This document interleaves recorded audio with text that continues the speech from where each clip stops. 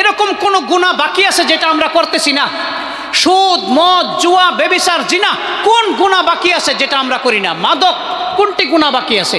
অতটুক গুনাহ থাকা অবস্থা আমরা যখন দোয়া করব কবুল হবে? আল্লাহর পয়গম্বরের দোয়া আল্লাহ পাকে রদ করে দিয়েছে। আমরা কোথায়?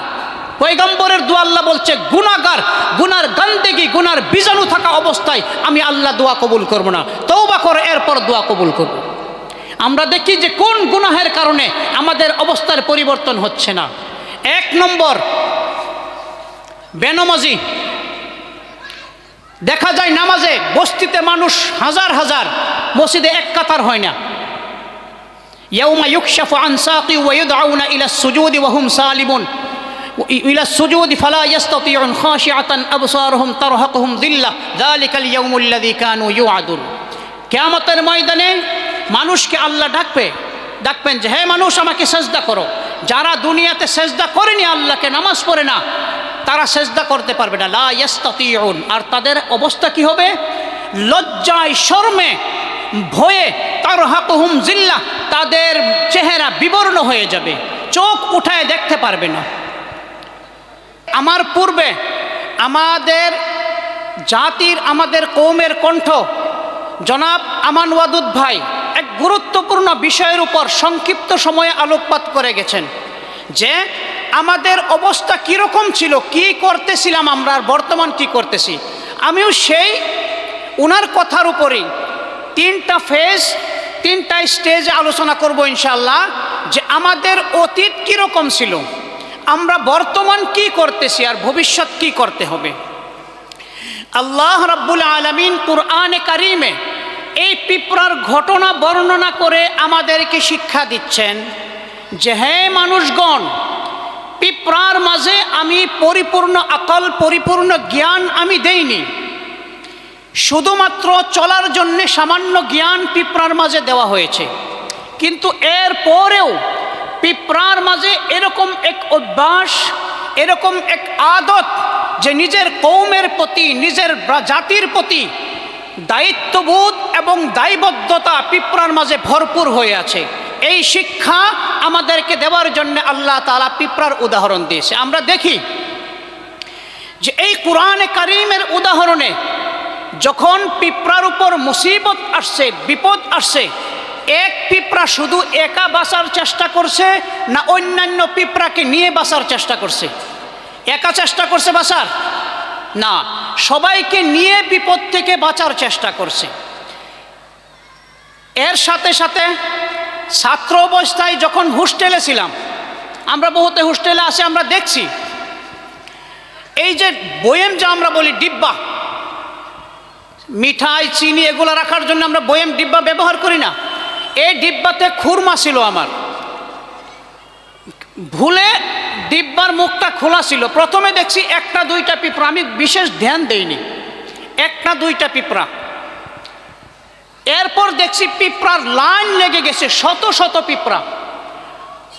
সেই সময় আল্লাহ রাব্বুল আলামিনের প্রায় 2-3 হাজার বছর পূর্বে হযরত সুলাইমান আলাইহিস সালাম এবং পিঁপড়ার যেই ঘটনা বর্ণনা করেছেন কুরআনে, সেটার তাফসীর, সেই জিনিসটা শুদ্ধভাবে বুঝে আসছে যে আল্লাহ তাআলা পিঁপড়ার উদাহরণ কেন দিলেন। যে এই পিঁপড়া যখন দেখছে যে মাত্র 1টা 2টা পিঁপড়া এই মিঠা বস্তু পাইছে, খাদ্য বস্তু পাইছে, 1-2 পিঁপড়া একা খায়নি, এই 2 পিঁপড়া গিয়ে তাদের কওমকে, তাদের জাতিকে, তাদের ভাই বেরাদরকে, আত্মীয় স্বজন সবাইকে খবর দিয়েছে। এরপর লাইন ধরে গিয়েছে এই খাদ্য বস্তু, মিঠা বস্তু অর্জন করার জন্যে। এই 2 শিক্ষা, যখন বিপদ থেকে তোমরা বাঁচার চেষ্টা করবে, একা নয় বরঞ্চ সবাইকে নিয়ে মুসিবত থেকে বাঁচার চেষ্টা করবে। আর যখন কোনো কাজ হাসিল করতে চাইবে, ভালো বস্তু অর্জন করতে চাইবে, তখন একা নয় বরঞ্চ সবাইকে নিয়ে এই দায়িত্ববোধ, এই নৈতিকতাবোধ, এই দায়িত্ব, এই পিঁপড়ার থেকে আল্লাহ রাব্বুল আলামিন আমাদেরকে অর্জন করার জন্য এই পিঁপড়ার উদাহরণ বর্ণনা করেছে।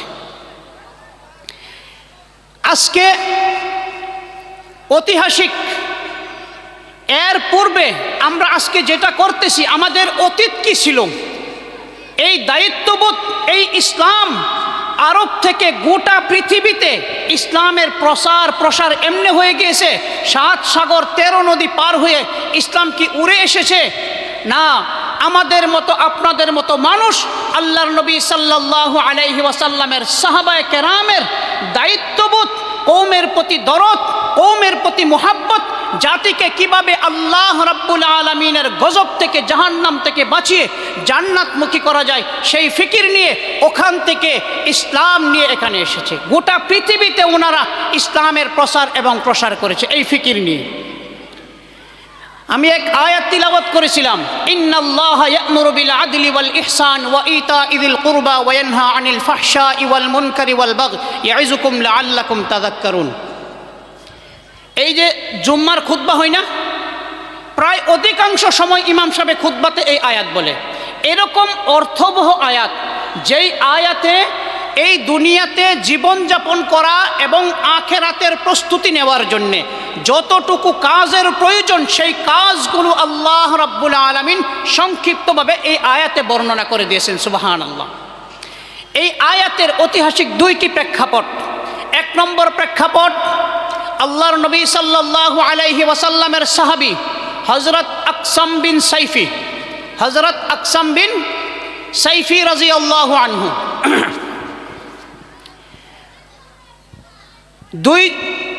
উনার সম্প্রদায়কে নিয়ে মশওয়ারা করলেন যে মদিনাতে একজন নবী আসছে, আমি ওই নবীর সঙ্গে সাক্ষাৎ করতে যাইব। আকসাম বিন সাইফি এক সম্প্রদায়ের, এক এলাকার রাজা, এক এলাকার মুরব্বী। উনার আন্ডারে শত শত হাজার হাজার মানুষ, উনার মাতাহত উনার অধীনস্থ।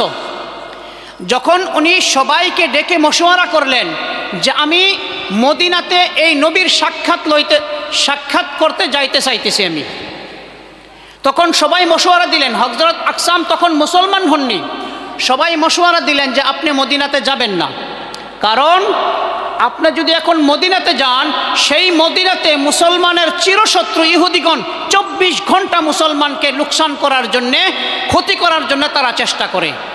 আপনি ওখানে যাবেন না, মদিনার অবস্থা এখনো ভালো হয়নি, অধিকাংশ মানুষ অমুসলিম, অধিকাংশ মানুষ ইসলামের শত্রু হয়ে বসে আছে। তখন সবাই মশওয়ারা দিলেন যে আপনি কাজ করেন, হযরত আকসাম আপনি কাজ করেন, আপনি 2 ব্যক্তিকে মদিনাতে পাঠান, 2 জন ব্যক্তি মদিনাতে পাঠান, তারা খবর নিয়ে আসবে, মদিনা সার্ভে করবে, সার্ভে করার পরে সেখান থেকে রিপোর্ট আসবে, রিপোর্ট মোতাবেক আপনি পরবর্তী সিদ্ধান্ত আপনি নেবেন। 2 ব্যক্তিকে পাঠানো হলো। হুজুর সাল্লাল্লাহু আলাইহি ওয়াসাল্লামের সঙ্গে সাক্ষাৎ হলো। সাক্ষাৎ হওয়ার পরে এই 2 জন ব্যক্তি আল্লাহর নবীকে প্রথম জিজ্ঞাসা করছে, মান আনতা, আপনি কে? দ্বিতীয় প্রশ্ন, মা আনতা, আপনি কি? 2টা প্রশ্ন, আপনি কে, আপনি কি? আল্লাহর নবী বলেছেন, আমি মুহাম্মদ ইবনে আব্দুল্লাহ, আমার নাম মুহাম্মদ আর আমার বাবার নাম আব্দুল্লাহ। আল্লাহর নবীর পরিচয় সংক্ষিপ্তভাবে আল্লাহর নবী দিয়েছেন। 2 নম্বর প্রশ্নের জবাব উনি দিয়েছেন যে আমি আল্লাহর নবী, আমার উপর আল্লাহ রাব্বুল আলামিনের তরফ থেকে ওহী নাজিল হয়, কুরআন নাজিল হয়। এই কথা কোয়ার পর এই আয়াত তিলাওয়াত করলেন, ইন্নাল্লাহা ইয়া'মুরু বিল আদল, নিশ্চয় আল্লাহ রাব্বুল আলামিন আমাদিগকে ইনসাফ করার জন্যে, ন্যায় বিচার করার জন্যে হুকুম করেছে। ইন্নাল্লাহা ইয়া'মুরু বিল আদলি ওয়াল ইহসান, এবং উপকার করার জন্যে, আর আরেকটা অর্থ হলো নেক কাজ করার জন্যে। ওয়া ইয়ানহা আনিল ফাহশা, অশ্লীলতা থেকে বিরত থাকার হুকুম দিয়েছে। ওয়াল মুনকার, এবং যাবতীয় প্রকারের মন্দ কাজ হতে বিরত থাকার হুকুম দিয়েছে। ওয়াল বাগই, এবং সীমা লঙ্ঘন করা, যে কোনো কাজে সীমা থেকে বেশি পার হয়ে যাওয়া থেকে নিষেধ করেছে। ওয়া ইতাইযিল কুরবা, এবং আত্মীয় স্বজন, আত্মীয়তার বন্ধন রক্ষা করতে বলেছেন। এর সাথে সাথে আত্মীয়দেরকে যদি কিছু বস্তু হাদিয়া, উপঢৌকন দেওয়ার প্রয়োজন হয়, সেগুলি দেওয়ার হুকুম করেছে। যখন এই 2 ব্যক্তি এটা শুনলেন, শোনার পর আল্লাহর নবীর কাছ থেকে বিদায় নিয়ে ওনাদের এরিয়াতে হযরত আকসামের কাছে গিয়ে এই রিপোর্ট পেশ করলেন যে আমরা জিজ্ঞাসা করেছি আর আল্লাহর নবী এই উত্তর দিয়েছে আর এই আয়াত পড়েছে আমাদের সম্মুখে। হযরত আকসাম কোনো জবাব দিলেন না। 24 ঘন্টা সময় নিয়েছেন। 24 ঘন্টা সময় নেওয়ার পর পরের দিন সবাইকে ডেকেছে, হাজার হাজার মানুষ সমবেত হয়েছে। সবাইকে ডাকার পর এই হাদিসের ঘটনা বুখারী শরীফে, তিরমিজি শরীফে, বড় বড় কিতাবে বর্ণিত আছে। সবাইকে ডাকার পর যখন উপস্থিত হয়েছে, সবাইকে বলেছে যে এই নবী, যেই নবীর খবর নেওয়ার জন্য আমি দুই ব্যক্তিকে পাঠিয়েছিলাম, তারা এই রিপোর্ট আনছে এবং এই আয়াত আমাদের সম্মুখে তিলাওয়াত করেছে। হযরত আকসাম তাদেরকে সম্বোধন করে বললেন যে আমার মনে হয় এর থেকে কোনো ভালো কথা আর হতে পারে না, আর এরকম কোনো ভালো কাজ, ভালো হুকুম আল্লাহ তাআলা বাকি রাখেনি যেটা এই আয়াতের মধ্যে নেই। আমি আপনাদেরকে মশওয়ারা দেই যে আপনারা সবাই এই নবীর উপর ঈমান এনে ইসলাম কবুল করে নেন। আর উনি দাওয়াত দেওয়ার সঙ্গে সঙ্গে হাজার হাজার মানুষ উনার সঙ্গে একত্রে ইসলাম কবুল করে ইসলামের ছায়াতলে আশ্রয় নিয়েছেন। সুবহানাল্লাহ। এই কওমের প্রতি দায়বদ্ধতা, বলুন তো কতজন মানুষের দরকার হয়েছে? এক ব্যক্তি দাঁড়িয়ে গিয়েছে, এক ব্যক্তির জন্যে গোটা কওম, গোটা সম্প্রদায়ের জীবন ধারণের পদ্ধতি পরিবর্তন হয়ে গেছে। এই কওমের প্রতি দায়বদ্ধতার শিক্ষা আল্লাহ রাব্বুল আলামিন আমাদেরকে দিয়েছে। দ্বিতীয় ঘটনা, হযরত উসমান বিন মাজউন রাদিয়াল্লাহু আনহু 14 নম্বর মুসলমান, ইসলাম কবুল করেছে 14 নম্বরে। হযরত উসমান বিন মাজউন রাদিয়াল্লাহু আনহু আল্লাহর নবীর বন্ধু ছিলেন। আল্লাহর নবী যখন ইসলাম প্রচার করা শুরু করলেন, বন্ধুত্ব কমে গেল, দুইজন দুই দিকে চলে গেল। একদিন হযরত উসমানকে ডাকলেন, হে উসমান, তুমি তো আমার বন্ধু ছিলে, এখন তো আমার কাছে আসো না তুমি।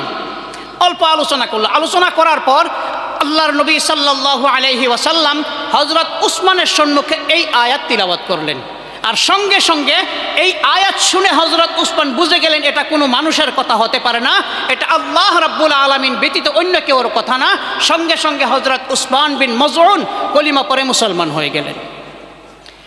এই যে দায়বদ্ধতা, এই দায়বদ্ধতার শিক্ষা ইসলাম আমাদেরকে দেয়। এই দায়বদ্ধতা পালন করার জন্যে যদি আমাদের রাস্তায় কোনো বাধা আসে, কোনো বিপদ আসে, সাহাবায়ে কেরাম রিজওয়ানুল্লাহি আলাইহিম আজমাইন সেই বিপদের মোকাবেলা কিভাবে করেছেন?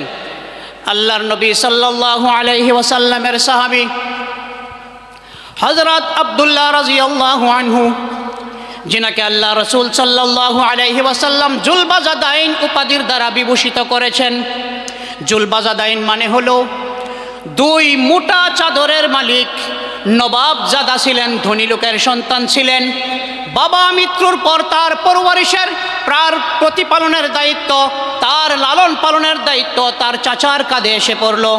যখন ইসলাম কবুল করে নিলেন, আল্লাহর রাসূল সাল্লাল্লাহু আলাইহি ওয়াসাল্লামের দাওয়াত কবুল করে নিলেন, ওনার উপর একের পর এক মুসিবত ওনার উপর আসা শুরু হয়ে গেল। সেই মুসিবতের উপর সবর করলেন। তার চাচা তাকে ভাবুকি দিলেন, ধমকি দিলেন, থ্রেট দিলেন যে তুমি যদি ইসলাম ত্যাগ না করো, তুমি যদি ইসলাম না ছাড়ো, যত সম্পত্তি তোমাকে দেওয়া হয়েছিল, তোমার বাবার মাধ্যমে উত্তরাধিকারী সূত্রে যত সম্পত্তি তুমি পেয়েছিলে, সমস্ত সম্পত্তি তোমার থেকে ছিনিয়ে নিয়ে তোমাকে ঘর থেকে বের করে দেওয়া হবে।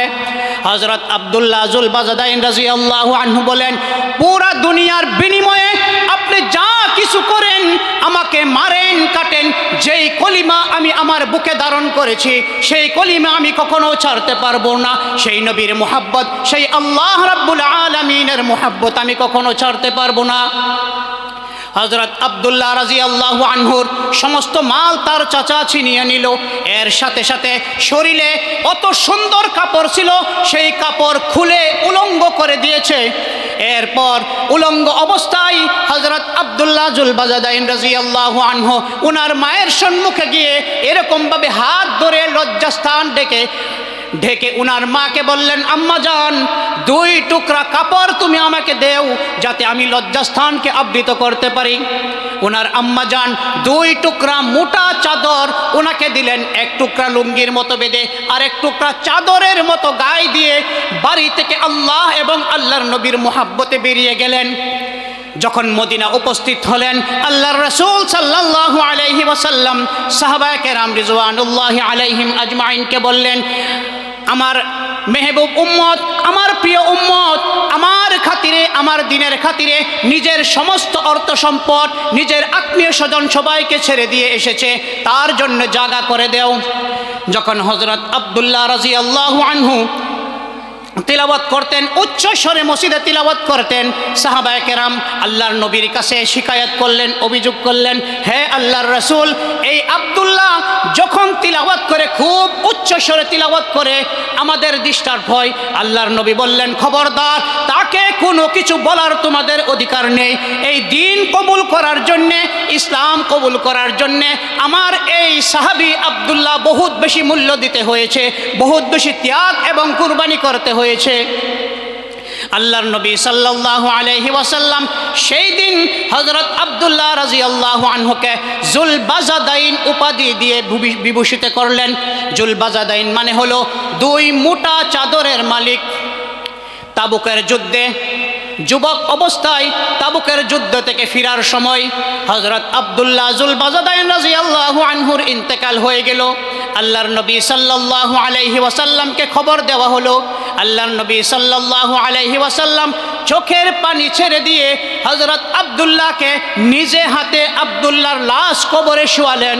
শোয়ার পরে আল্লাহর কাছে দোয়া করলেন, আল্লাহুম্মা ইন্নী ক্বাদ রাযিতু আনহু ফারজান, হে আল্লাহ, আমি আমার প্রিয় সাহাবী আব্দুল্লাহর উপর আমি রাজি, তুমি আল্লাহ আমার আব্দুল্লাহর উপর রাজি হয়ে যাও।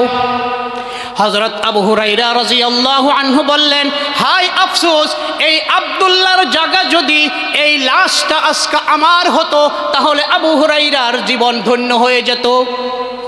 এই ছিল সাহাবায়ে কেরামের ত্যাগ। শুধু এইটুকু মানার জন্য, ওয়ামা নাকামু মিনহুম ইল্লা আইয়ুমিনু বিল্লাহিল আজিজিল হামিদ, এই ইসলাম কবুল করা তাদেরকে অপরাধ বলে ধরা হতো। এই ইসলাম কবুল করার জন্য তাদেরকে অমানুষিক নির্যাতন করা হতো। হযরত খাব্বাব রাদিয়াল্লাহু আনহু, তিরমিজি শরীফ এবং বুখারী শরীফের হাদিস, হযরত খাব্বাব, আর অন্যান্য কিতাবে মুসনাদ আহমদে বর্ণিত হয়েছে, হযরত খাব্বাব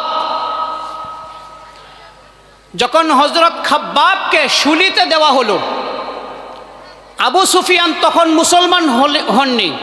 শুলিতে দেওয়া অবস্থায় পাথর মেরে তিনার সমস্ত শরীর রক্তাক্ত করে দেওয়া হলো, লহুলুহান করে দেওয়া হলো।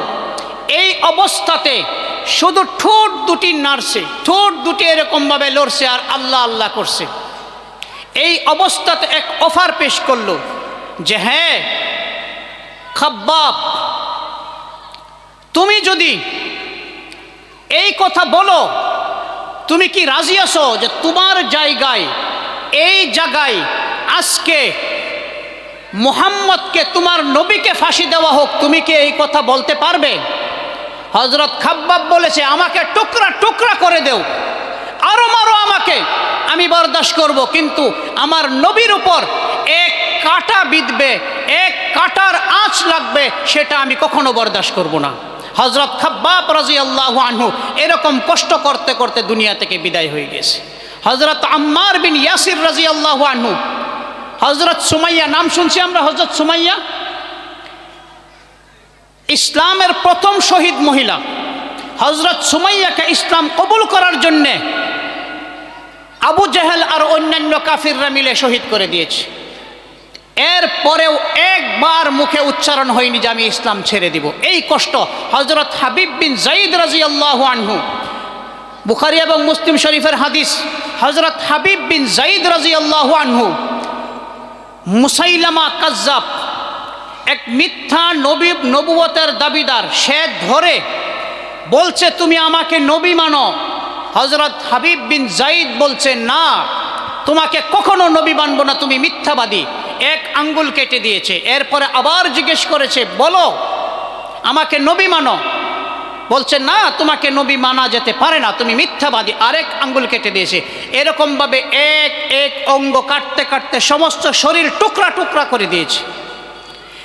এই খবর যখন হযরত হাবিব বিন যায়েদ রাদিয়াল্লাহু আনহুর মার কাছে গিয়েছে যে আপনার ছেলে ইসলাম কবুল করার জন্যে, দিনের খাতিরে এরকমভাবে টুকরা টুকরা হয়ে গিয়েছে, সেই সময় সেই মহিলা বলছে, লিহাদাল ইয়াউমি আরদাতুহু ওয়া ইনদাল্লাহি ইহতাসাবতুহু, আমার এই সন্তান হাবিবকে আজকের দিনের জন্যে, ইসলামের জন্যে, আল্লাহর নবীর দিনের জন্যে মিটে যাওয়ার জন্যে, কুরবান হওয়ার জন্য আমি দুধ খাইয়ে আমি মানুষ করেছি, আমি বড় করেছি। আর এই হাবিবের সওয়াব, এই হাবিবের বিনিময়, এই হাবিবের বদলা আল্লাহর কাছে আমি জান্নাত চাইতেছি। সুবহানাল্লাহ। এই যে ত্যাগ, এই কুরবানি, এই কওমের প্রতি দায়বদ্ধতা, এই দায়বদ্ধতার বিনিময় আজকে 1400 বছর থেকে নিয়ে এখন পর্যন্ত ইসলাম বরাবর হিসাবে আমাদের মাঝে বজায় রয়েছে। এত সোজাভাবে ইসলাম আসছে। এই ইসলাম এখন পর্যন্ত আসার বদৌলত, আসার নেপথ্যে, আসার অন্তরালে আমাদের মতো হাজার হাজার তরুণ, আমাদের মতো হাজার হাজার বৃদ্ধর কুরবানি ত্যাগের ইতিহাস রয়েছে। সেই ইতিহাসের বিনিময়ে আজকে 1400 বছর পর্যন্ত আমরা নিজেকে মুসলমান, ঈমানওয়ালা হিসাবে দাবি দিতে পেরেছি। আজকে সেই ইতিহাস, সেই দায়বদ্ধতা আমরা ভুলে গিয়েছি। আমাদের মাঝে এত বেশি গায়র, যারা ইসলামের দুশমন, ওদের চালচলন সীমা থেকে বেশি এসে গিয়েছে। আমেরিকা যুক্তরাষ্ট্র, এখানে এক কলেজে আজকের থেকে প্রায় 50-60 বছর আগে এই ঘটনা আমাদের উস্তাদ দারুল উলুম দেওবন্দের প্রাক্তন মুহাদ্দিস হযরত মুফতি সাঈদ আহমদ পালনপুরি, ওনার কিতাব দাড়ি और अंबिया केराम की सुन्नते, এই কিতাবের মাঝে লিপিবদ্ধ করেছে যে একজন খ্রিস্টান যুবক মুসলমান ছেলের সঙ্গে উঠা বসার দরুন ইসলাম কবুল করে নিয়েছে। যখন সে ইসলাম কবুল করছে, কবুল করার পর কিছুদিন পর দাড়িও রেখে দিয়েছে, খুব সুন্দর দাড়ি, কিন্তু কলেজে দাড়ি রাখার বেশ খুব পরিবেশ নেই। যখন দাড়ি রাখছে, মুসলমান যারা যেই ছাত্রর দাওয়াতে, যেই ছাত্রগুলার সঙ্গে উঠা বসার কারণে ইসলাম কবুল করেছে, তারাই প্রশ্ন করেছে, তাদের কেউর দাড়ি ছিল না। তারা প্রশ্ন করেছে যে তুমি দাড়ি কেন রাখলে? কলেজে তো তোমাকে, এই কলেজে বিশ্ববিদ্যালয়ে তোমাকে দেখলে তো তারা হাসবে, কেন দাড়ি রাখলে তুমি? দাড়ি রাখার তো খুব প্রয়োজন ছিল না, দাড়ি রাখা ফরজ ওয়াজিব না। আসল কথা হলো দাড়ি রাখা ফরজ ওয়াজিব এই আলোচনা তো পর। আল্লাহর নবী সাল্লাল্লাহু আলাইহি ওয়াসাল্লামের মুহাব্বতের সবথেকে বড় আলামত দাড়ি রাখা। ফরজ ওয়াজিবের আলোচনা তো পরে।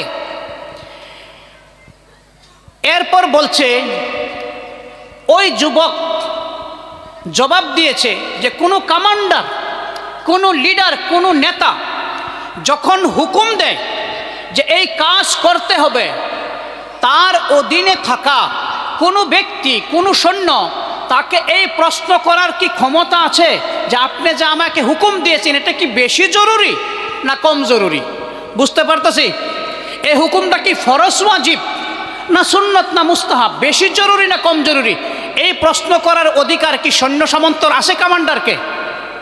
যখন আল্লাহর রাসূল বলেছে খালিফুল মুশরিকিন আউফিরুল লুহা ওয়াহফুশ শাওয়ারিব, মুশরিকিনের বিরোধিতা করো, তোমরা দাড়িকে লম্বা করো, মুছকে ছোট করো, যখন আল্লাহর নবী বলেছে তখন আমাদের ক্ষমতা আছে, আমাদের প্রশ্ন করার অধিকার আছে, হে রাসূল এই দাড়ি রাখা সুন্নত না ফরজ না ওয়াজিব?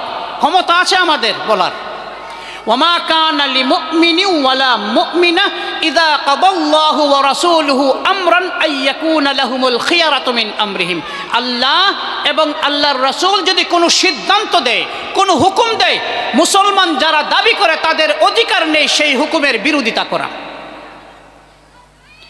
হযরত সাদ আসওয়াদ রাদিয়াল্লাহু আনহু, মুসলিম শরীফ এবং তিরমিজি শরীফের হাদিস, মুসনাদ আহমদের, সাদ রাদিয়াল্লাহু আনহু যুবক কিন্তু কালো দেখতে, বয়স হয়ে গেছে, কেউ বিবাহ দেয় না, দুখিয়া গরিব, এর সাথে সাথে কালো। আল্লাহর নবী একজন ধনী মানুষ, ধন সম্পদ থাকা সমাজে প্রভাবশালী এক ব্যক্তির সুন্দরী মেয়ে, শিক্ষিতা মেয়ে, উনার কাছে হযরত সাদকে বললেন তুমি যাও, উনার মেয়ের কাছে বিবাহের প্রস্তাব নিয়ে যাও। হযরত সাদ সেই মেয়ের কাছে গেছে, সেই মেয়ের বাবার কাছে সালাম দিয়েছে, সালাম দেওয়ার পরে বলছে আমাকে নবী পাঠিয়েছে, কি জন্যে? আপনার মেয়ের বিবাহ যাতে আমার কাছে দেন। সেই সাহাবী বলল, না আমি তোমাকে দিতে পারবো না, তুমি তো গরিব, তোমার কিচ্ছু নাই, তুমি দেখতেও ভালো না, আমার মেয়েকে কিভাবে দিব। তখন সে ফিরে আসলো। উনার মেয়ে ভিতর থেকে কথাগুলি শুনতেছিলেন।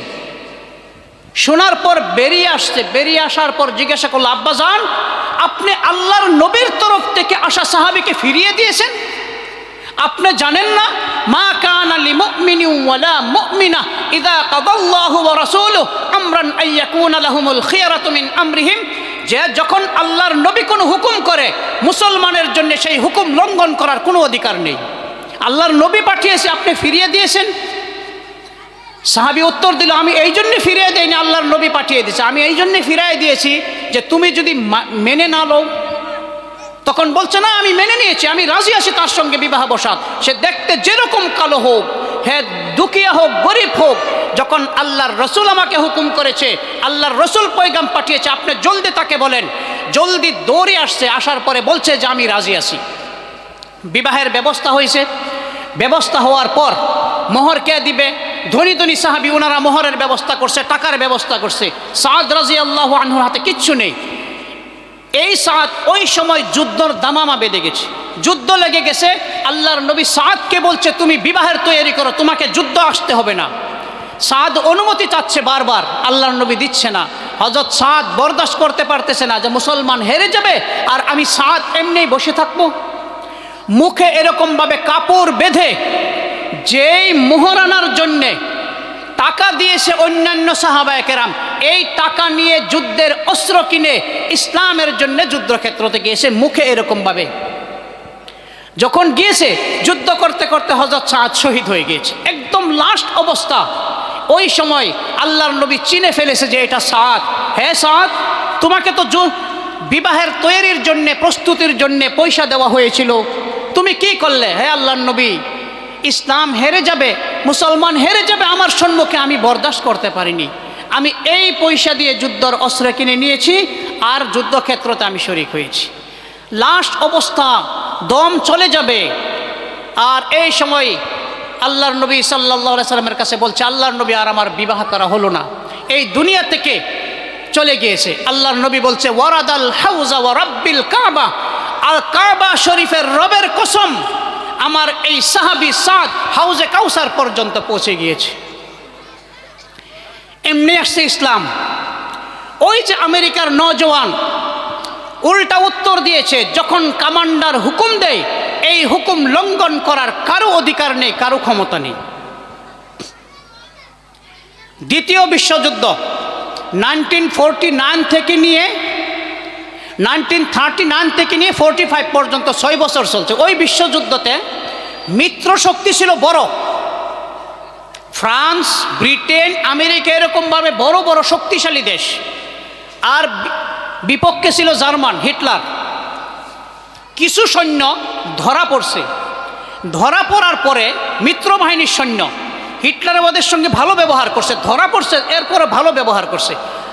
ওই সৈন্য সামন্ত হিটলারকে জিজ্ঞাসা করছে, হিটলার আপনার রাষ্ট্রপ্রধান, এতগুলো সৈন্য ধরা পড়ছে, আপনার সৈন্য সংখ্যা কম, এরপরেও আমাদের সৈন্য সংখ্যা, যুদ্ধের অস্ত্র বহুত বেশি, কিন্তু আপনার সঙ্গে যুদ্ধ করে আমরা কুলাইতে পারতেছি না, এত শক্তিশালী হিসাবে আপনি কিভাবে এত শক্তিশালী হইলেন? সৈন্যর সংখ্যা তো খুব বেশি না। বলছে ঠিক আছে, আমি তোমাদেরকে বুঝাইতেছি।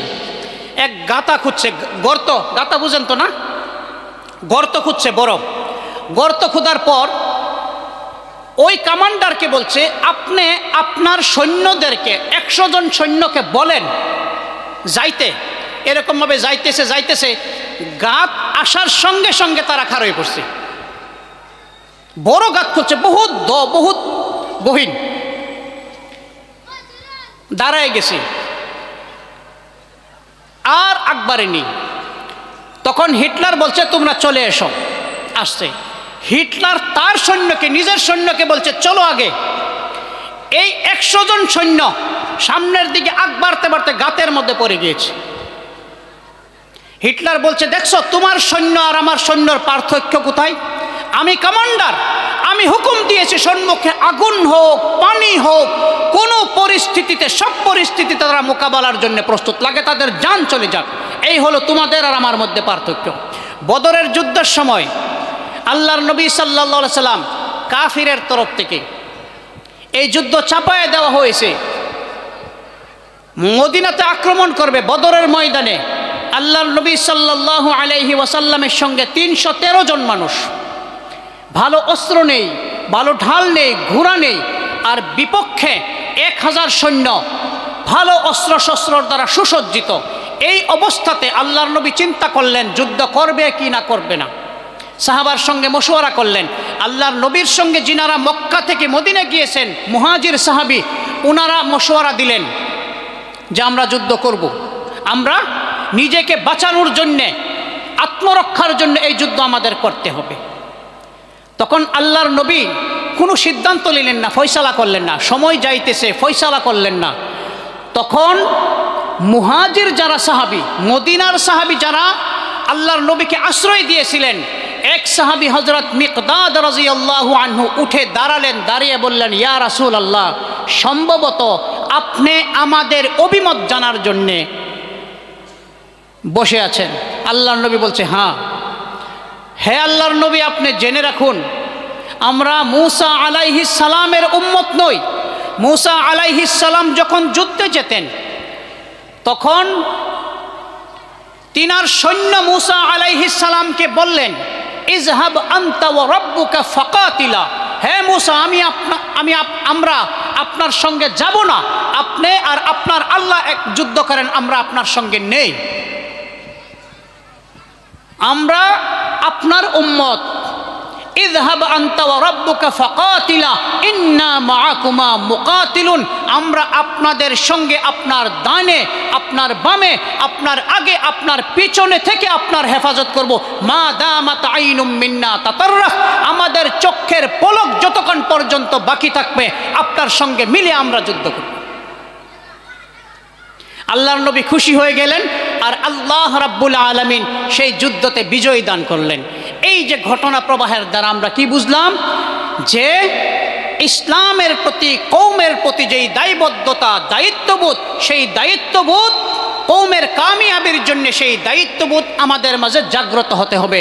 সেই দায়িত্ব যখন আমরা পালন করব, যদি কোনো মুসিবত আসে, কোনো বিপদ আসে, সেই বিপদ আমরা জান প্রাণ দিয়ে হলেও সেই বিপদের মোকাবেলা করব। সেই দায়বদ্ধতা, সেই শিক্ষা আমাদেরকে দিয়েছে। কথা কি বোঝা হইতেছে? ভাষা বুঝতে অসুবিধা হইতেছে কিছু? 2 নম্বর ফেজ, 2 নম্বর স্টেজ যেটা আলোচনা করব ইনশাআল্লাহ, এটা হলো আমরা কি করতেছি বর্তমান। আল্লাহ তাআলা পবিত্র কোরআনে ওয়াদা করেছেন, আল্লাযীনা আমানু মিনকুম ওয়া আমিলুস সালিহাত লা ইস্তাখলিফান্নাহুম ফিল আরদ। যে আল্লাহ তাআলা মুমিনের সঙ্গে এই দুনিয়াতে বাদশাহী দেওয়ার ওয়াদা করেছেন। আজকে দুনিয়াতে মুমিনের হাতে বাদশাহী আছে? সবথেকে বেশি লাঞ্ছিত, বঞ্চিত, অবহেলিত মুসলমান জাতি। যে কোনো জায়গাতে অপমানিত হচ্ছে, মার খাচ্ছে। কেন? আমাদের দোয়া কি কম হইতেছে? 12 তসবিহ হইতেছে, কোরআন তেলাওয়াত, নামাজ, রোজা, কুনুতে নাজিলা, কিছু কাজে আসতেছে। আমরা দোয়া করে ইরাককে বাঁচাইতে পারছি, আমরা দোয়া করে গাজাকে, ফিলিস্তিনকে বাঁচাইতে পারছি। দোয়া কবুল হয়েছে? আমরা দোয়া কবুল হয়নি। কারণ কি? আমরা এক ঐতিহাসিক ঘটনা, হযরত মূসা আলাইহিস সালামের হাদিস থেকে ঘটনার দিকে আমরা দৃষ্টিপাত করি, যে হযরত মূসা আলাইহিস সালামের জমানাতে বৃষ্টি বন্ধ হয়ে গিয়েছে, মেঘ বন্ধ হয়ে গিয়েছে, গাছপালা, বৃক্ষ, তরুলতা মরে সাফ হয়ে গিয়েছে। সেই সময় আল্লাহ রাব্বুল আলামিন আল্লাহর পয়গম্বর হযরত মূসা আলাইহিস সালামকে বললেন, হে আমার পয়গম্বর, আপনি মানুষ দিগকে নিয়ে, আপনার অধীনস্থ আপনার উম্মতকে নিয়ে উন্মুক্ত মাঠে জমা হয়ে আমার কাছে তওবা করেন, আমার কাছে মাপ চান, আমার কাছে দোয়া করেন, আমি আল্লাহ দোয়া কবুল করব। হযরত মূসা আলাইহিস সালাম এলান করলেন, হাজার হাজার, লক্ষ লক্ষ মানুষ এক উন্মুক্ত খোলা ময়দানে জমা হয়ে গেল। সেই ময়দানে হযরত মূসা আলাইহিস সালাম আল্লাহর কাছে দোয়া করলেন, রাব্বুল আলামিন, আপনার আপনার বান্দাগণ নিষ্পাপ ছোট ছোট বাচ্চা বুকের তাড়নায় ক্ষুধার তাড়নায় কষ্ট পাচ্ছে, বৃদ্ধ কষ্ট পাচ্ছে, শিশু কষ্ট পাচ্ছে, জীব জানোয়ার কষ্ট পাচ্ছে, আপনি রহমতের বৃষ্টি দান করেন।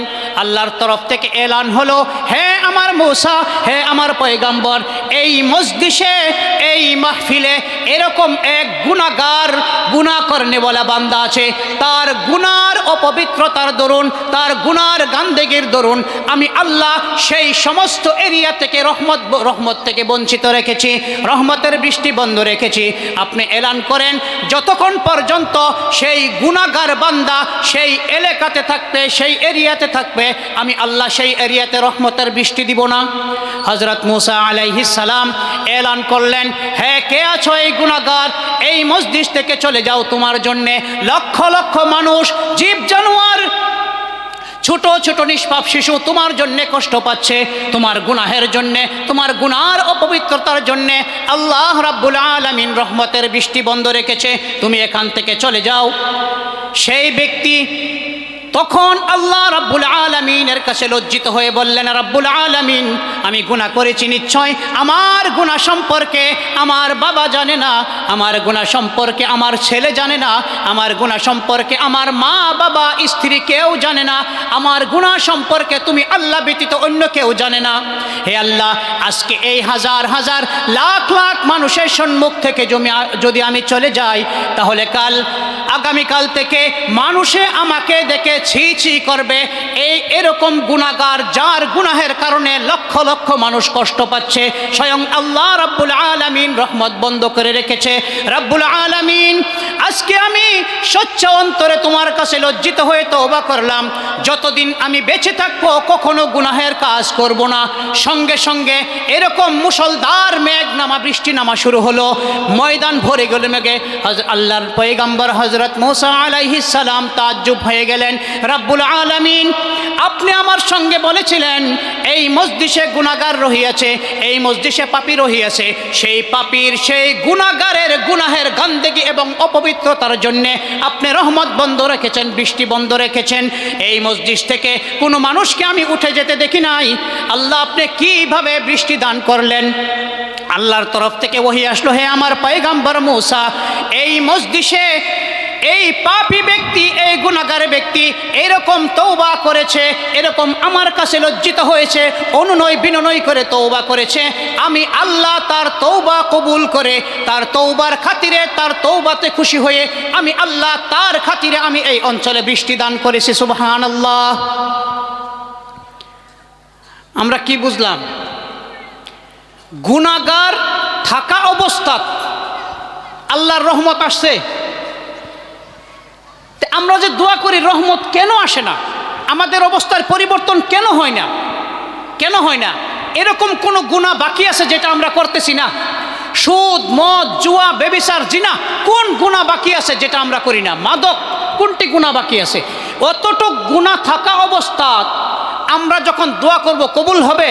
আল্লাহর পয়গম্বরের দোয়া আল্লাহ পাকে রদ করে দিয়েছে। আমরা কোথায়? পয়গম্বরের দোয়া আল্লাহ বলছে গুনাহগার, গুনার গন্দেগি, গুনার বীজাণু থাকা অবস্থায় আমি আল্লাহ দোয়া কবুল করব না, তওবা করে এরপর দোয়া কবুল করব। আমরা দেখি যে কোন গুনাহের কারণে আমাদের অবস্থার পরিবর্তন হচ্ছে না। এক নম্বর, বেনামাজি। দেখা যায় নামাজে বস্তিতে মানুষ হাজার হাজার, মসজিদে এক কাতার হয় না। ইয়াউমা ইউকশাফু আন সাকি ওয়া ইউদআউনা ইলা সুজুদি ওয়া হুম সালিমুন ইলা সুজুদি ফালা ইস্তাতিউন খাশিআতান আবসারুহুম তারহাকুহুম যিল্লাহ যালিকাল ইয়াউমুল্লাযী কানু ইউআদুন। কিয়ামতের ময়দানে মানুষকে আল্লাহ ডাকবেন যে হে মানুষ, আমাকে সেজদা করো। যারা দুনিয়াতে সেজদা করেনি, আল্লাহকে নামাজ পড়ে না, তারা সেজদা করতে পারবে না, লা ইস্তাতিউন। আর তাদের অবস্থা কি হবে? লজ্জায়, শরমে, ভয়ে, তারহাকুহুম যিল্লাহ, তাদের চেহারা বিবর্ণ হয়ে যাবে, চোখ উঠায় দেখতে পারবে না। এই বেনমাজি আমাদের মাঝে থেকে দূর করতে হবে। 100% মানুষ নামাজি হতে হবে। 2 নম্বর, সুদ খাওয়া। আপনাদের এখানে আছে সুদের ব্যবসা, সুদ খাওয়া হোক, গুট হোক, সবগুলি হারাম। আল্লাহর নবী বলেন, আর রিবা 70 জুজআ আইসারুহা আইয়ানকিহার রাজুল উম্মাহ, যে সুদের সর্বমোট কয়টি স্তর আছে? 70টি। সুদের গুনাহের সর্বমোট 70টি স্তর আছে। সব থেকে কম যেই গুনাহ সেটা হলো নিজের মায়ের সঙ্গে জিনা করা, নাউজুবিল্লাহ। যারা সুদ খায় তাদের গুনাহ হলো নিজের মায়ের সঙ্গে জিনা করলে যত গুনাহ ততটুক গুনাহ, নাউজুবিল্লাহ। অন্য হাদিসে আসছে লানা আকিলার রিবা ওয়া মুকিলাহু ওয়া কাতিবাহু ওয়া শাহিদাই ওয়া ক্বালাহুম সাওয়া। আল্লাহর নবী সাল্লাল্লাহু আলাইহি সাল্লাম বলেন যে আল্লাহর লানত যারা সুদ খায়, যারা সুদে পয়সা লাগায়, যারা লেখে আর যারা সাক্ষী বনে, সবার উপর আল্লাহর লানত। আল্লাহ তাআলা আমাদেরকে সুদ থেকে বিরত থাকার তৌফিক দান করুন। এরপর হচ্ছে বেপরদা। বেপরদার সম্পর্ক শুধু মহিলার সঙ্গে না, পুরুষের সঙ্গেও। আল্লাহ তাআলা ইসলামে যেই দায়িত্ব দিয়েছে সেই দায়িত্ব কোনো এক দায়িত্ব একক না। উদাহরণস্বরূপ, যদি একক দায়িত্ব কেউ পালন করে তাহলে দুনিয়ার ব্যবস্থাপনা ঠিক থাকবে না। বাপে যদি বাপের দায়িত্ব পালন করে, পুতে যদি নিজের পুত্র হওয়ার দায়িত্ব পালন না করে ঘর চলবে? স্বামী যদি স্বামীর দায়িত্ব পালন করে কিন্তু স্ত্রীর দায়িত্ব পালন করে না, ঘর চলবে? দেশের নেতা, দেশের শাসক যদি শাসকের দায়িত্ব পালন করে কিন্তু প্রজাই যদি প্রজার দায়িত্ব পালন না করে, দেশ চলবে? প্রজার দায়িত্ব পালন করতে হবে, শাসকের দায়িত্ব, স্বামীর দায়িত্ব, পুত্রের দায়িত্ব, বাবার দায়িত্ব। ইসলামে পুরুষ এবং নারী উভয়কে এক দায়িত্ব দিয়েছে, সমাজ থেকে বেপরদা, অশ্লীলতা, জিনা এগুলির থেকে বিরত থাকার দুইজনকে দায়িত্ব দিয়েছে। হ্যাঁ, ইয়া আইয়ুহান নবী কুল লিল মুমিনিন ইয়াগুয্যু মিন আবসারিহিম, আপনি প্রথম মুমিন যুবককে, পুরুষকে বলুন ইয়াগুয্যু মিন আবসারিহিম, তারা যেন চোখকে হেফাজত করে। ওয়া ইয়াহফাযু ফুরুজাহুম, লজ্জাস্থানকে হেফাজত করে। এরপর মহিলাকে আদেশ দিয়েছেন ইয়া আইয়ুহান নবী কুল লিল মুমিনাত ইয়াগুযুযনা মিন আবসারিহিন্না, হে মুমিন মহিলাকে আপনি বলুন তারা যেন নিজের চোখ এবং লজ্জাস্থানকে হেফাজত করে। এখন বলেন, যদি পুরুষে চোখ হেফাজত করে, মহিলা যদি হেফাজত না করে চলবে? আর মহিলা যদি হেফাজত করে, পুরুষে না করে চলবে? দুইজন, পুরুষ এবং মহিলা উভয় দায়িত্ব পালন করতে হবে। একজন পুরুষ যদি চোখ হেফাজত করে কত সময় পর্যন্ত পারবে বলেন তো? আপনি এই দিক দিয়ে গেলেন রাস্তা দিয়ে, নিচের চোখ দিয়ে যে পিলপিলি হয়েছে, পিলপিলি তো খুন্দা দিয়ে আদামরা করে ফেলাইব আমরা রে। পিলপিলি, অন্যান্য গাড়ি, এগুলি খুন্দা দিয়ে তো আমরা আদামরা করবো। গাড়ি মোটর কত কিছু আছে, যে শুধু পুরুষে যদি দায়িত্ব পালন করে চলবে না। পুরুষে দায়িত্ব পালন করবে, দৃষ্টি অবনত করে যাবে, এবং মহিলা দায়িত্ব পালন করবে নিজের শরীরে যেই সমস্ত পোশাক ইসলামে নির্দেশ দিয়েছে সেরকম পোশাক। ইউদরিন আলাইহিন্না মিন জালবাবিহিন্না, যে তাদের শরীরে এরকম কাপড় থাকবে বাহ্যিক দৃষ্টিতে যেন শরীরের অবয়ব দেখা না যায়। আমেরিকা যুক্তরাষ্ট্রের হিউস্টন স্টেট, এটা তো ইউনাইটেড স্টেট না, এখানে একটা স্টেট আছে হিউস্টন। একটা মজার একটা ঘটনা হয়েছে। ঘটনা হলো, একজন ব্যক্তি ব্রিফ কেসে, অ্যাটাচিতে হাজার টাকা, লক্ষ ডলার মূল্যর জেওর, অলংকার পাতি, সোনা রূপা এগুলা রেখে খোলা অবস্থায় 3 রাস্তা, যেটা তিনালি আমরা বলি, তিনালিতে রেখে দিয়েছে। রেখে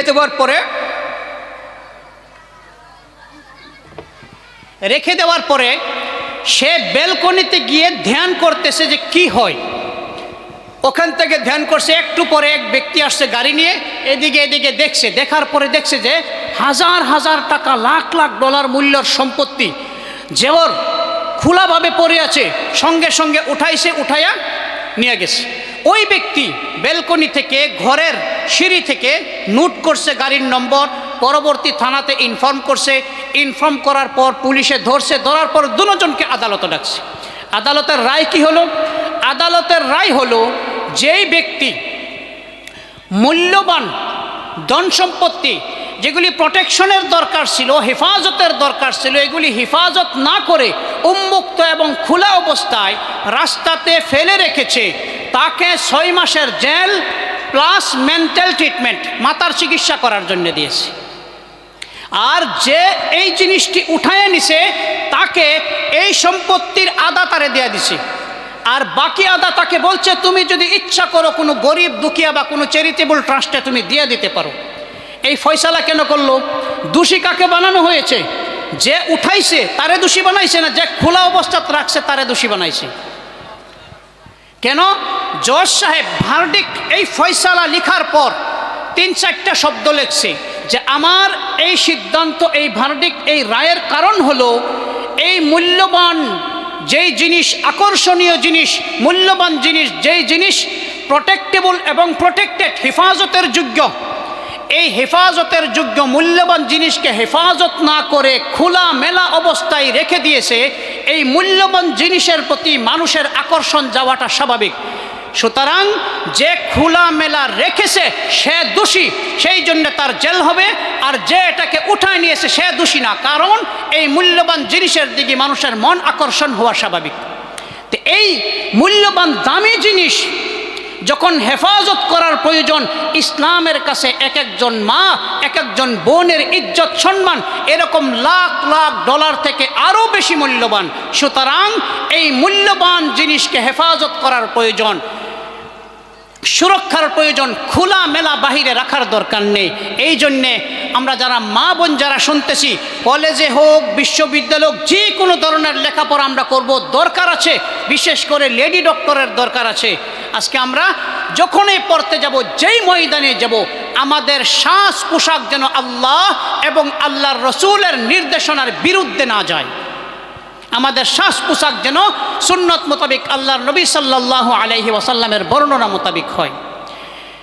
এই যে অপরাধ, 1 নম্বর কি বলছিলাম? নমাজ না পড়ার গুনাহ, 2 নম্বর সুদের গুনাহ, 3 নম্বর বেপরদার গুনাহ, 4 নম্বর শরাব খাওয়া। আছে মদ খাওয়া মানুষ, ড্রাগস খাওয়া মানুষ আপনাদের এখানে আছে? আমাদের ওই নগাঁও সাইডে আছে খুব ড্রাগস খাওয়া, মদ খাওয়া। আপনাদের এখানে নাও থাকতে পারে। আল্লাহ রাব্বুল আলামিন বলেন, ইন্নামাল খামরু ওয়াল মাইসিরু ওয়াল আনসাবু ওয়াল আজলামু রিজসুম মিন আমালিশ শাইতান। এই শরাব, জুয়া, এগুলি রিজসুম মিন আমালিশ শাইতান, শয়তানের কাম, অপবিত্রতা। ফাজতানিবু, তোমরা এগুলি থেকে বিরত থাকো।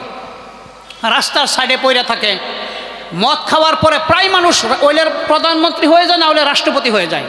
মদ খাওয়ার পরে যে পাওয়ারটা আসে, বাপরে বাপ, নিজেকে রাষ্ট্রপতি মনে করে। এক মদাহি মদ খায়া পাগল হয়েছে, পাগল হওয়ার পরে তাহলে পাগলা গারদে দিছে। আমরা বলি না তেজপুর আছে এখানে, তেজপুর দিছে ধরে নেন।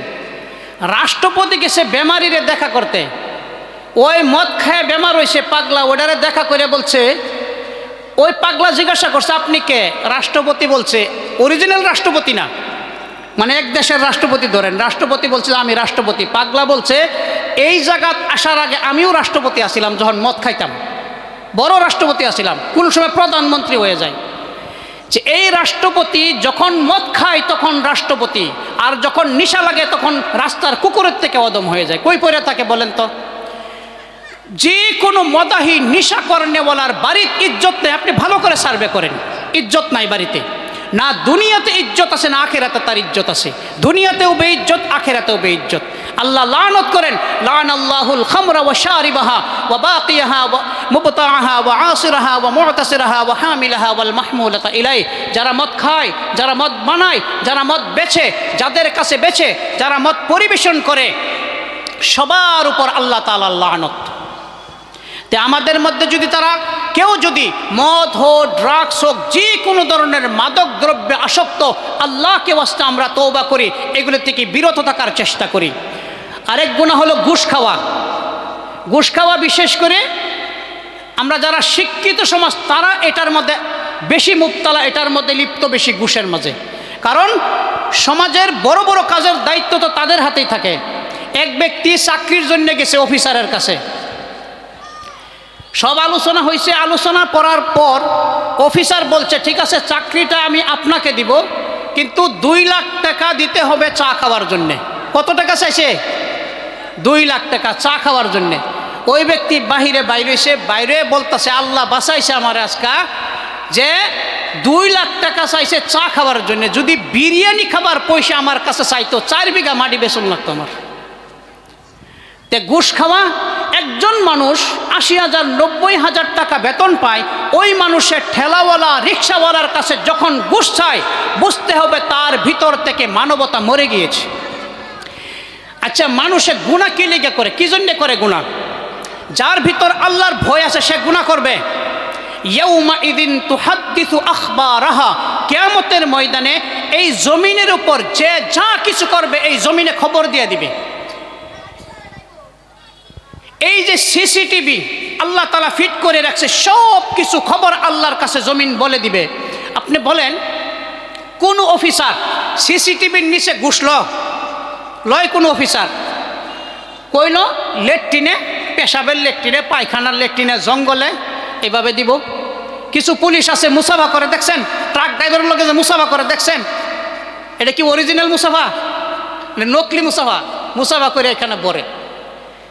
তো এই যে ঘুষ, এই ঘুষটা সবসময় মানুষের ছুপায়া ছুপায়া লয়, সিসিটিভির বাহিরে লয়। যদি কোনো কারণ ওই ব্যক্তি জানে যে এই সিসিটিভি আমার দৃশ্য, আমার ঘুষ লওয়ার যেটা দৃশ্য ছবি এটা ধারণ করতেছে, এটা তার ভিতরে আবদ্ধ করে এরপর যখন ওপেন করবে তখন বলে দিবে, তখন দেখা যাবে আমি ঘুষ লইছি। একজন মুসলমান যে আল্লাহকে বিশ্বাস করে, যদি আল্লাহর প্রতি ভালোভাবে ঈমান থাকে, এই কথা বিশ্বাস করে যে আমার আল্লাহ, আমি সিসিটিভির সামনে ঘুষ লই, লেট্রিনে ঘুষ লই, জঙ্গলে ঘুষ লই, যে কোনো জায়গাতে ঘুষ লই, বা আমি গলত কাজ করি, শরাব পান করি, জিনা করি, বেনমাজি হই, ব্যভিচার করি, মানুষকে গালি দেই, কষ্ট দেই, যেই ধরনের অপরাধ আমি করি সমস্ত অপরাধ আমার আল্লাহ 24 ঘন্টা আমাকে দেখতেছে। যদি একজন মুসলমান বিশ্বাস করে তাহলে কখনো অপরাধ করবে? আমরা অপরাধ কেন করি? এই জন্যে করি আল্লাহর প্রতি আমাদের যে বিশ্বাস, আল্লাহর কুদরত, আল্লাহর মহত্ব, আল্লাহর তাকত, আল্লাহর শক্তি, আল্লাহর পাওয়ারের ইলিম জ্ঞান আমাদের নেই, এই জন্যে আমরা গুনাহ করি। আজকে যদি আল্লাহর মহত্ব এবং কুদরতের ইয়াকিন থাকতো আমরা গুনাহ করলাম না। হইল মৌলানা তারিক জামিল সাহেব, নাম শুনছি না আমরা? একজন উচ্চপদস্থ পুলিশ অফিসার, যিনি সিভিল ড্রেসে ছিলেন। ওই পুলিশ অফিসারকে নিয়ে এক বড় মিটিংয়ে যাইতেছিলেন। ওই মিটিংয়ে দুইটা দরজা, একটা দরজা হলো নর্মাল যেগুলো জেনারেল মানুষ আসার জন্যে, আরেকটা দরজা হলো ভিআইপি মানুষ আসার। ওই তারিক জামিল সাহেব ওই পুলিশ অফিসারকে নিয়ে, ওই পুলিশ অফিসার তারিক জামিল সাহেবকে নিয়ে, পুলিশ অফিসারের গায়ে পাঞ্জাবি টুপি, ওই পুলিশ অফিসার ওই যেটা ভিআইপি দরজা, ওই দরজা দিয়ে যাওয়া শুরু করছে। কারণ ওনার জন্য তো ওই দরজা, ভিআইপি মানুষ, বড় পুলিশ অফিসার। কিন্তু বারবার যে গেটম্যান বারবার বাধা দিচ্ছে যে আপনি এই দরজা দিয়ে যাইতে পারবেন না, ওই দরজা দিয়ে যান আপনি। 3-4 বার বাধা দেওয়ার পর পকেট থেকে আই কার্ড বাহির করছে, বাহির করে দেখাইছে, দেখো আমি কে। সঙ্গে সঙ্গে থতমত খাইছে, এটা দেখি বড় পুলিশ অফিসার। সালাম দিছে, মাফ চাইছে, মাফ চাওয়ার পর ওনাকে ওই দরজা দিয়ে যাইতে দিছে। এই যে প্রথম যে আচরণ করছে তার সঙ্গে কেন করছে?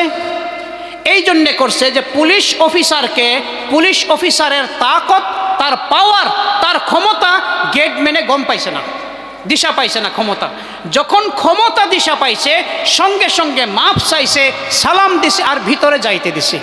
ঠিক তদ্রূপ আমরা গুনাহ করি, অপরাধ করি এই জন্যে যে আমরা যার রাজত্বে থাকি, তার ক্ষমতা, সেই মহান আল্লাহর পাওয়ার, মহান আল্লাহর ক্ষমতা, কুদরত, গজব, আযাব, এগুলি সম্পর্কে আমাদের অন্তরে পরিপূর্ণ ইয়াকিন নেই, বিশ্বাস নেই, যার জন্যে আমাদের কাছ থেকে অহরহ গুনাহ হচ্ছে। তা আমরা এই গুনাহ থেকে তওবা করব ইনশাআল্লাহ। 3 নম্বর ফেজ। প্রথম ফেজ কি ছিল? আমাদের অবস্থা কীরকম ছিল, কীরকম আমরা করছিলাম আগে সাহাবায়ে কেরাম থেকে এখন পর্যন্ত। 2 নম্বর ফেজ, আমরা কি করতেছি, যেটা আলোচনা করলাম। বিভিন্ন ধরনের অনৈতিক কাজ, অপরাধ প্রবণতা আমাদের মাঝে বৃদ্ধি পাচ্ছে। 3 নম্বর হলো এই জিনিস থেকে, এই ধরনের অপরাধ প্রবণতা থেকে আল্লাহ রাব্বুল আলামিনের কাছে তওবা করতে হবে। কারণ হলো তওবা করে পবিত্র হওয়ার আগ পর্যন্ত 24 ঘন্টা যদি নামাজের মধ্যে আমরা কাঁদি, আল্লাহ দোয়া কবুল করবে না। হযরত মুসার দোয়া কবুল করছিল আল্লাহ না। যখন গুনাহগারের গুনাহের বীজাণু থাকবে, গন্দেগি, অপবিত্রতা থাকবে, আল্লাহ তাআলা সেই ধরনের মানুষের তওবা আল্লাহ কবুল করবে না। তা আমরা তওবা করব ইনশাআল্লাহ। আল্লাহ বলেন ওয়াতুবু ইলাল্লাহি জামিআন আইয়ুহাল মুমিনুনা লাআল্লাকুম তুফলিহুন, হে মানুষ তোমরা সবাই মিলে যারা গুনাহ করেছো আমার কাছে তওবা করো যাতে তোমরা সফল হয়ে যাও। আল্লাহ আরো বলেন যত গুনাহ বেশি করেছো কিচ্ছু কথা নাই, কোনো কথা নেই, ইয়া ইবাদিয়াল্লাযীনা আসরাফু আলা আনফুসিহিম লা তাকনাতু মির রাহমাতিল্লাহ, হে আমার বান্দাগণ তোমরা তো আমারই বান্দা, তোমরা যত বেশি গুনাহ করেছো সীমা থেকে অতিক্রম করে গিয়েছো, লা তাকনাতু মির রাহমাতিল্লাহ, হে আমার বান্দাগণ তোমরা কতটুকু গুনাহ করেছ, যত গুনাহ তোমরা করেছ আজকে আমার কাছে তওবা করো, লা তাকনাতু মির রাহমাতিল্লাহ, আমার রহমত থেকে কখনো নিরাশ হইও না। দুনিয়ার সমস্ত মানুষ যদি মিলে জিনা করে, ব্যভিচার করে, গুনাহ করে, যত গুনাহ জমিন থেকে নিয়ে আকাশ পর্যন্ত গুনার দ্বারা যদি মানুষ পরিপূর্ণ করে দেয়, আল্লাহ রাব্বুল আলামিন বলেন ওয়াসিআত রাহমাতি কুল্লা শাই, আল্লাহর রহমত আসমান এবং জমিন থেকে আরো বেশি, যত গুনাহ করুক সেই সমস্ত গুনাহ থেকে আল্লাহর রহমত আরো বেশি।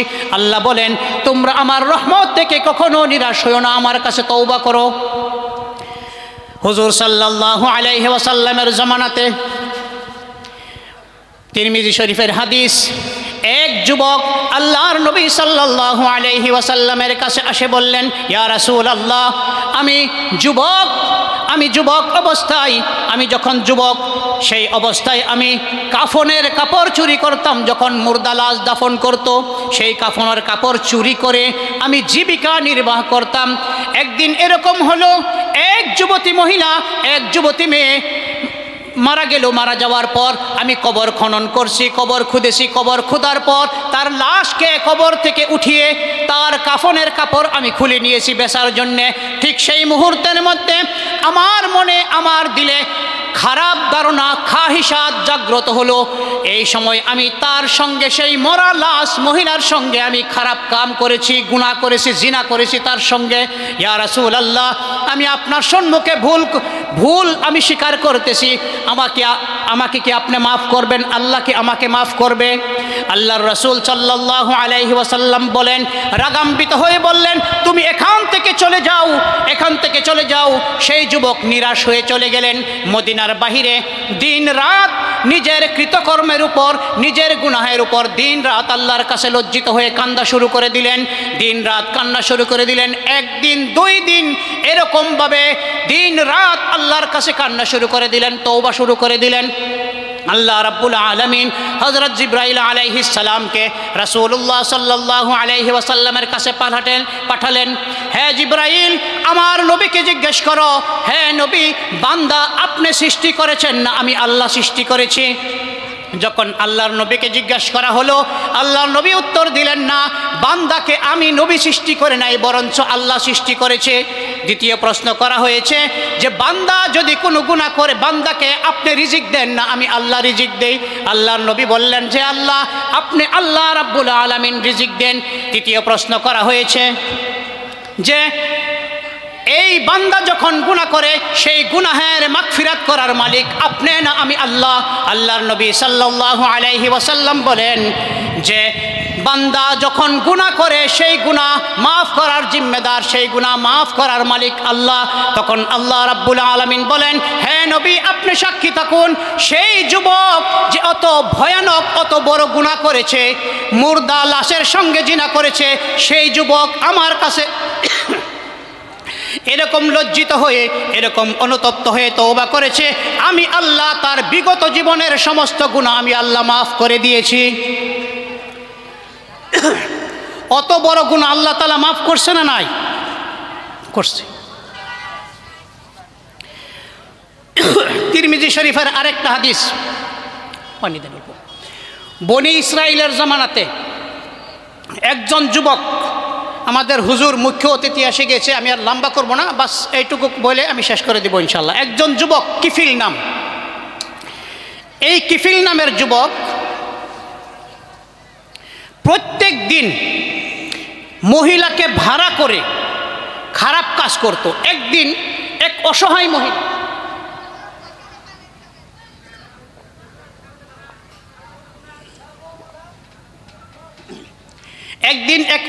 মহিলা, তার বাচ্চা ভুকের তাড়না, ক্ষুধার তাড়না ছটফট করতেছে, এরকম অবস্থায় আসার তার কাছে সাহায্য চাইছে, পয়সা দাও। কিফিল বলল যে তোমার সঙ্গে যদি খারাপ কাজ করতে দাও তাহলে তোমাকে পয়সা দিব। সেই মহিলা রাজি হলো, উপায় নেই, উপায় না পেয়ে রাজি হলো। যখন খারাপ কাজ করবে এই সময় মহিলা কাঁপা শুরু করছে, এরকমভাবে কাঁপা শুরু করছে। কিফিল বলছে তোমার সঙ্গে তো আমি জবরদস্তি করি নাই, কেন এরকম করছো? সেই মহিলা বলছে যে আমি ভালো খানদানের মেয়ে, আমি কোনোদিন গুনাহের কাজ করিনি, জিনা করিনি আমি কোনোদিন। আজকে আমার বাচ্চা ক্ষুধার তাড়নায় ছটফট করতেছে, আমি সহ্য করতে না পেরে এসেছি। সঙ্গে সঙ্গে কিফিলের অন্তরে আল্লাহর ভয় জাগ্রত হলো, পিছিয়ে এসেছে। পিছিয়ে আসার পর বলছে যে তোমাকে সাক্ষী রেখে বললাম যে আজকে থেকে আমি আর কখনো গুনাহের কাজ করব না।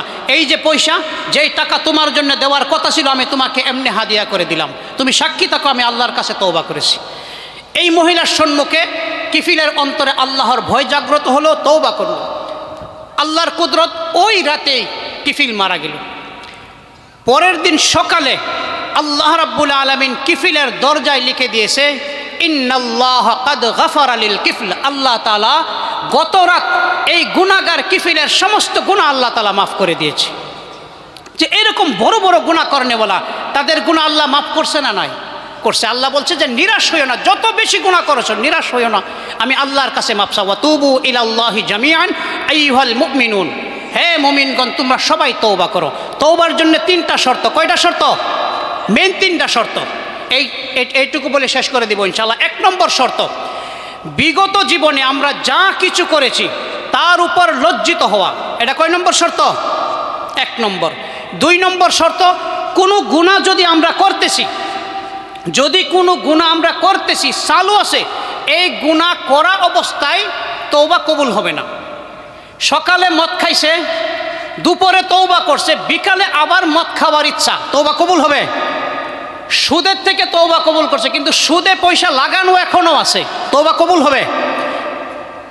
শ্বশুর গেছে জামাইয়ের বাইরে বেড়াইতে, জামাই ভাত আর সবজি বাইরে বাইরে খাওয়াইতেছে শ্বশুরে ধরেন, এই সময় ভুলে জামাই বুট জুতা পিন্দনো বা জুতা পিন্দনো, জামাই ভুলে শ্বশুরের পায়ে এরকম পাড়া মারছে। আপনারা কি করেন এটারে? পাড়া মারা করেন না? পাড়া মারছে, পাড়া মারিয়া পাও উড়াইছে না, পাড়া মারিয়া এরকমভাবে দইরাই রাখছে। দইরা থাকা অবস্থাত বলতেছে আব্বাজান ভুল হয়েছে, আল্লাহর রাস্তায় মাফ করে দেন। শ্বশুরে মাফ করব? শ্বশুরে কি বলবো? আমি তার সিরার কাছে আমার মেয়ে বিয়ে দিছি। জামাইয়ের কর্তব্য কি? প্রথম, এই যেই পাও দিয়ে শ্বশুরকে পাড়া মেরে ধরে রাখছে, প্রথম কর্তব্য হলো, প্রথম দায়িত্ব হলো পাওকে উঠাইতে হবে, এরপরে মাফ চাইতে হবে। পাও দিয়ে পাড়া দিয়ে ধরে রাখাটা জামাইয়ের অপরাধ, ধরে রাখাটা অপরাধ চালু থাকা, আর না উঠানিটা ধরে রাখাটা অপরাধ চালু থাকা।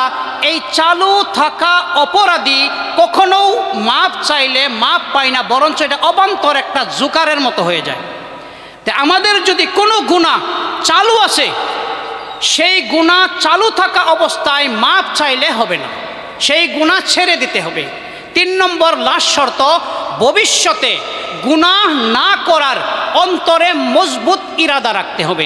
যখন এই 3 শর্ত পাওয়া যাবে, আল্লাহ রাব্বুল আলামিন কোরআনে বলেন ইল্লা মান তাবা ওয়া আমানা ওয়া আমিলা আমালান সালিহা, যারা তওবা করে বিগত জীবনের গুনার উপর এবং ভালো কাজ শুরু করে দেয়, ফাউলাইকা ইউবাদদিলুল্লাহু সাইয়্যাতিহিম হাসানাত, তাদের বিগত জীবনের সমস্ত গুনাহ আমি মাফ করে দেই। শুধু তাই নয়, বিগত জীবনের যত গুনাহ করেছে সেই গুনাহকে আমি নেকির দ্বারা পরিবর্তন করে দেই। সুবহানাল্লাহ।